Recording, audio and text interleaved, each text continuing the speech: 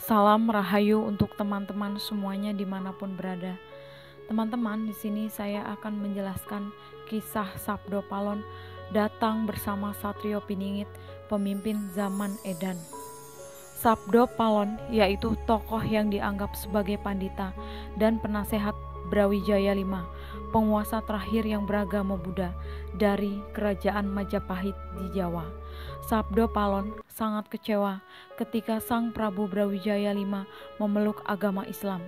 Dia merasa bahwa raja telah terperosok, sudah jadi jawan Arab-Araban dan hanya nurut ikut-ikutan. Dibalut kekecewaannya, Sabdo Palon berkata bahwa dirinya akan memisahkan dengan Sang Prabu. Dia tidak akan pergi melainkan moksa. Dia akan menjadi Semar, yang artinya meliputi sekalian wujud tidak tampak secara mata. Di dalam serat Dharma Gandul disebutkan bahwa Semar dipercaya merupakan utusan gaib Gusti Kang Murbeng Dumadi atau Tuhan yang Maha Kuasa untuk melaksanakan tugas agar manusia selalu menyembah dan bertakwa kepada Tuhan, selalu bersyukur dan eling serta berjalan pada jalan kebaikan. Sabdo Palon menegaskan bahwa dirinya akan datang lagi ke tanah Jawa untuk menyadarkan manusia Jawa kepada ajaran agama yang benar. Datang bersama dengan manusia asuhannya yang kelak disebut sebagai Satrio Piningit. Datang setelah terjadinya goro-goro, bencana alam yang membinasakan banyak manusia. Tepat 500 tahun penasehat Prabu Brawijaya V ini moksa di Gunung Lawu. Sabdo Palon akan menjadi penjaga wahyu kekuasaan bagi lahirnya pemimpin sejati, yaitu Satrio Piningit. Satrio Piningit atau Ratu Adil adalah calon pemimpin yang dipercaya akan membawa negeri ini dari zaman Edan kepada zaman pencerahan. Sesuai janjinya, Sabdo Palon akan datang kembali setelah 500 tahun untuk mengembalikan masa kejayaan yang dahulu diraih bersama kerajaan Majapahit. Saat dimana ilmu budi menjadi yang utama sebagai pedoman hidup masyarakat Jawa. Kemudian Sabdo Palon menyatakan janjinya akan datang kembali di bumi tanah Jawa dengan tanda-tanda tertentu. Tanda utama itu adalah muntahnya lahar gunung Merapi ke arah barat daya, dan juga kemudian diikuti bencana-bencana lainnya. Itulah tanda Sabdo Palon telah datang. Dalam dunia pewayangan, keadaan ini dilambangkan dengan Semar Ngejawanta. Secara hakikat, nama Sabdo Palon Noyo Genggong adalah simbol dua satuan yang menyatu, yaitu Hindu Buddha, Siwa Buddha. Di dalam Islam, dua satuan ini dilambangkan dengan dua kalimat syahadat. Sedangkan di Bali, hal ini dilambangkan dengan apa yang kita kenal dengan Sat Kahyangan Jagat. Artinya, dalam kejadian ini, 8 kekuatan dewa-dewa menyatu, menyambut dan mengantarkan Sang Hyang Ismoyo atau Sabdo Palon untuk turun ke bumi. Di dalam Kawruh Jawa, Sang Hyang Ismoyo adalah sosok yang dihormati oleh seluruh dewa-dewa, dan Gunung Merapi di sini melambangkan hakikat tempat atau sarana menitisnya dewa ke bumi. Di kalangan spiritualitas Jawa pada umumnya, keberadaan Semar diyakini berupa suara tanpa rupa. Namun, secara khusus bagi yang memahami lebih dalam lagi, keberadaan Semar diyakini dengan istilah mencolo putro, mencolo putri. Artinya dapat mewujud dan menyamar sebagai manusia biasa dalam wujud berlainan di setiap masa. Namun dalam perwujudannya sebagai manusia tetap mencirikan karakter Semar sebagai sosok begawan atau pandita. Hal ini dapat dipahami karena dalam Kawruh Jawa dikenal adanya konsep menitis dan cokro menggilingan.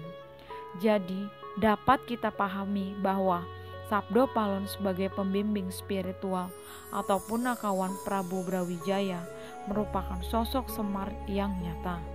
Seperti halnya Semar telah banyak dikenal sebagai pamomong sejati yang selalu mengingatkan bila mana yang diemongnya salah jalan, salah berpikir, atau salah dalam perbuatan, terlebih apabila melanggar ketentuan-ketentuan Tuhan yang Maha Esa.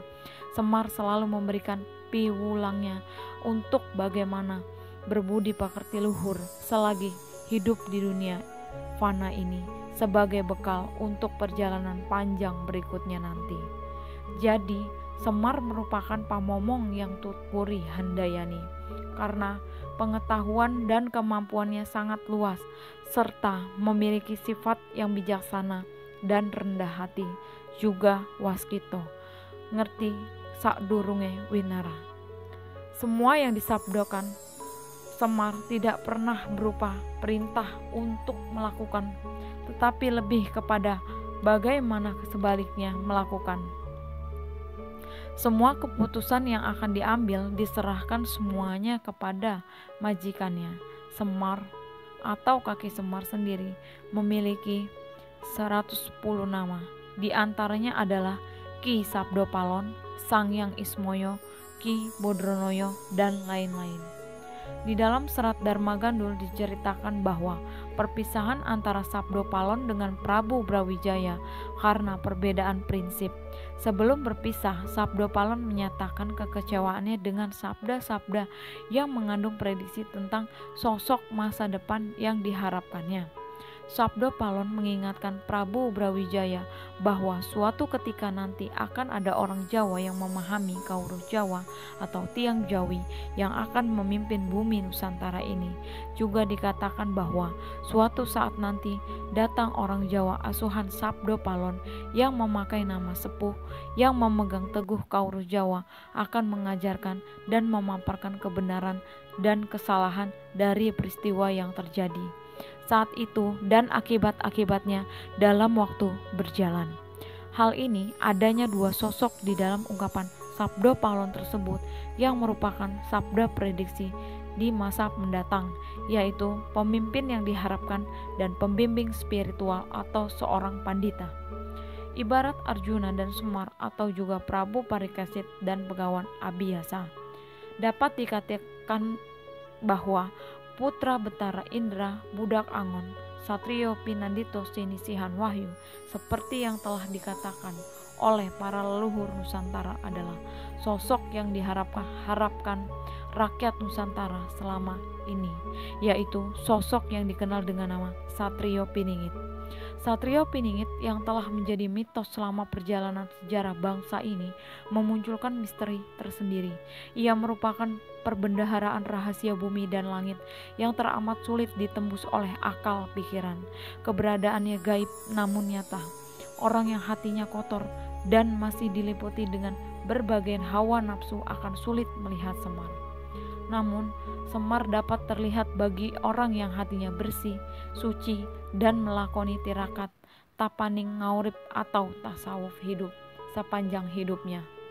Bahwa tidak semua orang dapat menjumpainya, atau dengan bahasa lain, jika seseorang telah mendapatkan hidayah Allah Subhanahu wa Ta'ala, maka dia dapat menjumpai Semar yang pada hakikatnya adalah pancaran cahaya ilahiyah itu sendiri. Walaupun tidak menjumpainya, namun daya-daya kehadirannya dapat dirasakan secara luas tanpa disadari. Fenomena ini dilambangkan dalam cerita pewayangan ketika Semar mujawantah dan kemudian saatnya Semar babar diri, maka pecahlah peperangan Baratayuda Jaya Binangun. Perangnya kebaikan melawan keburukan. Di saat inilah kita di jagat Nusantara ini sedang memasuki dan menjalani fase tersebut. Satrio Piningit adalah sosok seorang guru sejati, sosok guru yang tidak menyebarkan ajaran ataupun agama baru, namun menebar kasih ke seluruh umat tanpa membedakan golongan, bangsa, suku, maupun agama atau kepercayaan. Bukan sekedar sosok Satrio Piningit atau guru sejati yang harus kita cari, akan tetapi yang sangat hakiki adalah kebenaran sejati yang harus dicari atau ditembus di dalam dirinya. Maka dalam perjalanan tasawuf, hal ini dikenal dengan dalil Man arafa nafsahu faqad arafa rabbahu. Kenalilah dirimu sendiri sebelum mengenal Allah. Sehingga Satrio Piningit yang sejatinya adalah Sabdo Palon.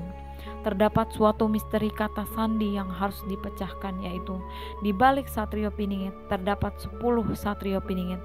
Angka 10 menyiratkan bahwa untuk mencari yang satu, yaitu Esa, kita harus mengosongkan diri.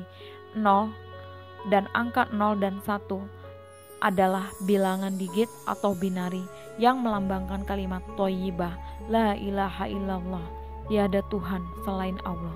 Sabdo Palon konon akhirnya menjadi penguasa alas Purwo, memerintah makhluk halus setanah Jawa. Dia juga berjanji 500 tahun lagi akan merebut tanah Jawa dan agama lama akan berjaya kembali. Syekh Subakir adalah salah satu ulama yang diutus Sultan Muhammad untuk menyebarkan Islam di tanah Jawa. Sabdo Palon dan Syekh Subakir membuat sebuah perjanjian yang diucapkan di atas Gunung Tidar. Saat itu, Sabdo Palon memberikan sebuah syarat jika para ulama ingin menyebarkan agama Islam di tanah Jawa. Kurang lebih inilah syarat yang disebutkan oleh Sabdo Palon. Yang pertama, jangan ada pemaksaan agama, dharma, atau kepercayaan. Kedua, jika hendak membuat bangunan tempat pemujaan atau ngibadah, buatlah yang wangun atau bangunan. Luarnya nampak cakra atau gaya Hindu Jawa, walau isi dalamnya Islam. Ketiga, jika mendirikan kerajaan Islam, maka ratu yang pertama harus dari anak campuran. Maksud campuran adalah jika bapaknya Islam, maka ibunya Islam. Jika bapaknya Islam, maka ibunya harus Hindu. Keempat, jangan jadikan wong Jowo berubah menjadi orang Arab atau Parsi. Biarkan mereka tetap menjadi orang Jawa dengan kebudayaan Jawa walau agamanya Islam. Karena agama setahu saya adalah dharma, yaitu lelaku hidup atau budi pekerti. Hati-hati jika sampai orang Jawa hilang Jawanya, hilang kepribadiannya, hilang budi pekertinya yang adiluhung, maka aku akan datang lagi. Ingat itu 500 tahun lagi. Jika syarat-syarat ini kau abaikan, aku akan muncul membuat goro-goro. Demikianlah penjelasan dari saya. Apabila ada kata-kata yang kurang berkenan, mohon dibukakan pintu maaf yang sebesar-besarnya. Salam Rahayu, matur sembah nuwun.